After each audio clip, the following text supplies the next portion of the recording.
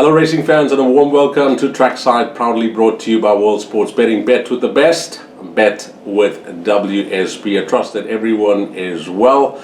You had a fair week punting your horses wherever in the world on World Sports Betting, and looking forward to what is a bumper weekend when it comes to local racing. We race at Kenilworth on Sunday, but all the action will no doubt be focused on Saturday's race meeting, the day of speed when it comes to South African racing. For Group 1s, we got the 750,000 Rand Golden Horseshoe, that's a Group 1, 600,000 Rand South African Filly Sprint, Group 1, 500,000 Rand Gold Medallion, Group 1 for the 2-year-olds, and then for the 2-year-old fillies, the 500,000 Rand Allen Robertson Championship, also a Group 1. So it is a jackpot of Grade 1 features, and we've got 4 to follow, all coming up at Scottsville on Saturday. So away we go with those 4 horses, and I'm going to be tipping all 4 feature races because I like these 4 horses, and hopefully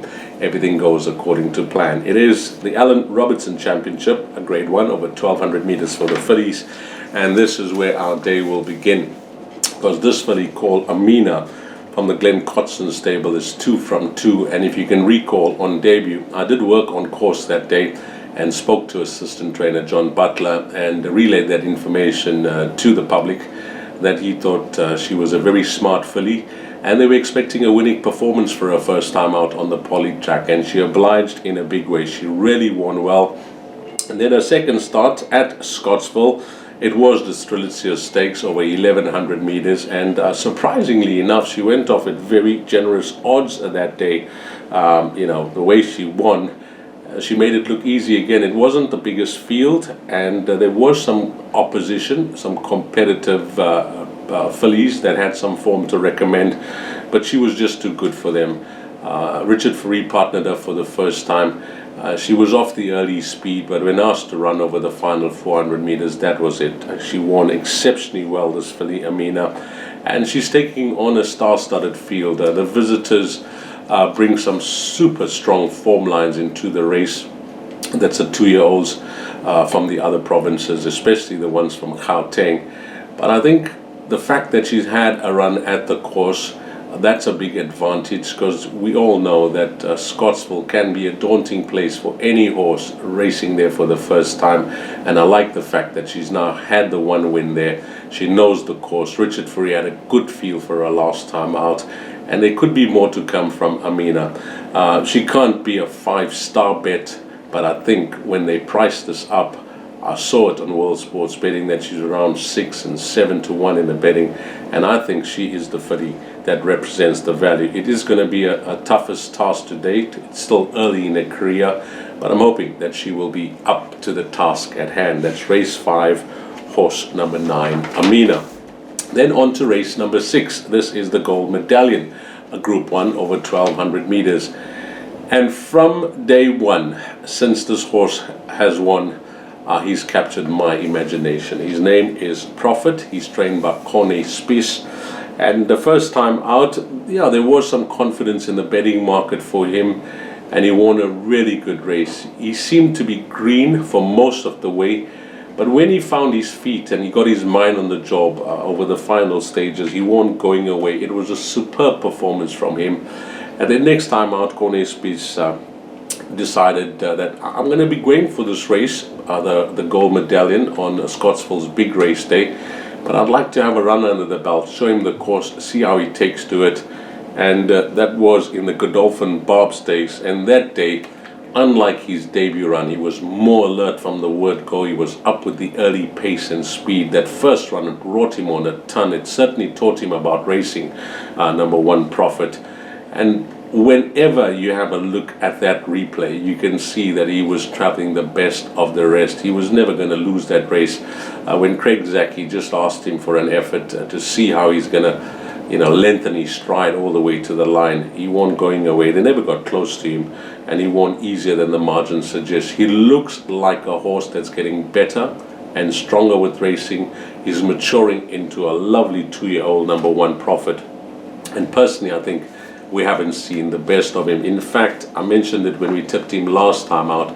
He's well related as well. He's a half-brother to Monkshood, who was trained by Alistair Gordon and winning the first leg of the Triple Crown, or jockey Del Pesh, that was the Gauteng Guineas before moving for an international campaign. So this horse, I think, has got lots more to come from him. He's got an exciting season ahead of him. I don't know if he'll race after winning this Group 1 over 1200 meters, because they have options. The 1400 I see no issue with on July day. And then 1600, I think this horse was going to suit that trip as well. That's at the end of the season on Gold Cup Day. So there are options for him. But this will be his first major hurdle in his career. And the opposition is there. These 2-year-olds, we know it's difficult to put your head on the block and say, you know, this is a 5-star bet, as I mentioned in the previous race. But I just feel on what he's shown to date that we're yet to see the best of him. And I'm hoping on Saturday he can give us, you know, something to smile about on his career moving forward, because he looks like a very exciting horse. Number 1 Profit in race number 6.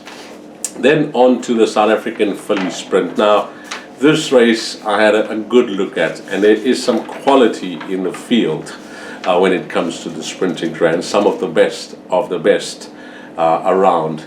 But a very interesting entry in this race is Justin Snaith, entering his star filly, his champion filly, his very special filly, the daughter of Captain Al, called Captain's Ransom.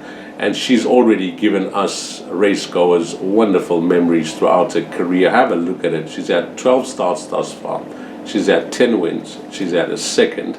And her only poor run of her career to date was in last year's Garden Province State, where she was drawn poorly. And you could see a long way out that she wasn't the Captain Ransom that we all know on the day. That was just an off run. And as a 4-year-old, well, she's just bounced back like the good filly we know she is. She's 4 from 4 this season, which includes 2 Group 1s, the Mallorca and the Paddock Stakes. And that Paddock Stakes, well, that's over 1800 meters, just showing a class where there were question marks of her performing beyond a mile. But she set the record straight. That was a beautiful win from her, coming from the back of the field. How she got up that day, just her will to run and win races. That's what she's about, her will to win races. Because there will be many argue that these days, or at this stage of her career, this 1200 meter trip is on the sharp side for her, and you can't refer to the best weighted column where she's achieved a rating of 126. She's obviously achieved this over further. First 2 wins of her career were over the sprint trips, 1250 meters at Durbanville and 1200 meters at Kenilworth. That was her first 2 wins of her career. Since then, she has been over 1600, and as I mentioned, 1800 meters as well. But when I assess the field and the opposition, there's going to be a lot of pace and speed in the race, a lot of early pace and speed. And I think this is where Richard Ferree's play is going to come to hand, because he's not going to be able to match a few in this race for that early pace and speed, but he'll be sitting off them. And it's a testing 6 furlongs at Scottsville. We know that over the final 300 meters or so, it's a slight climb to the finishing post, and that is where she'll be making her run. The faster they go, the better it's going to suit this filly, number 15, Captain's Ransom. And Richard's got an outstanding record in 8 wins from 9 rides, and I just feel that her will to win races is going to see her through this. She's a class package. She's taking on sprinters that are specialists over this distance, where she's such a versatile filly, and let's see if she can pull it off. We have to respect Justin Snaith. He could have chosen other races for this filly, but he's chosen this race for her, which is the South African filly sprint. And then on to the main event of the 4 Group 1s. It is the Golden Horse Sprint. It's over 1200 meters. It's for a stake of 750,000 rand, and quality here as well. We got all the sprinters from the different centers around the country trying to grab this Group 1. But I think trainer Dean Kannemeyer with his jockey Keegan DeMello hold the aces in this race. They saddle a horse called Cosmic Highway, who started off his career with a bang. He caught the eye very early as a 2-year-old. What he won? He won his first 2 starts. He ran third in the Group 3 Godolphin Barb. Then he won the Gate Crasher Stakes. And as a 3-year-old, well, Dean hasn't been shy to race his horse against the best of the best. And why not? He's got the rating and he's highly thought of. He's rated in the Matcham Stakes, the Concord, the Guineas, the Diadem, which he won when they dropped him over 1,200 meters, winning a very good race there. And then he was tried in the World Sports Betting Guineas last time out, and just don't realize how he was so far back turning into the straight, because he had a good draw as well, and he found himself towards the back of the field, and he was the fastest finisher behind an impressive winner from Zapatellis, the Brett Crawford runner. But nevertheless, it was a commendable performance considering the amount of ground that he made up over the final 400 meters. Now, this 1,200 meter trip suits him fine. He's 2 from 2 over the distance, and both jockey and trainer, they think very highly of this individual. In fact, I had a long chat with trainer Dean Canamere midweek at the races that was at Greyville, and I asked him about this runner on Saturday, and he said it's all systems go. He's done all the work back home. The horse is absolutely flying, and I think, to put it in a few words, he was of the opinion that his horse is the horse to beat. So with regards to his preparation coming to the race, his well-being, it's 10 out of 10. All we need now is for Cosmic Highway to arrive and show his class and bag the Golden Horse Casino Sprint. That will be race number 8.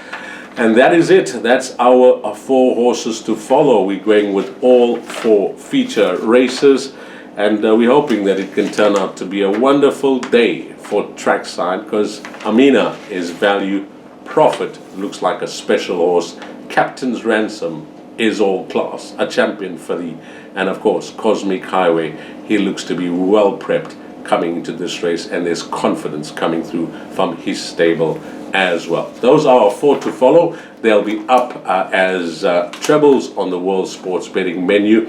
And whilst we're talking about the World Sports Betting menu, let's just have a look at the Durban July this year, because after the running of the Daily News 2000, there have been changes, and big changes amongst all bookmakers and our sponsor, World Sports Betting.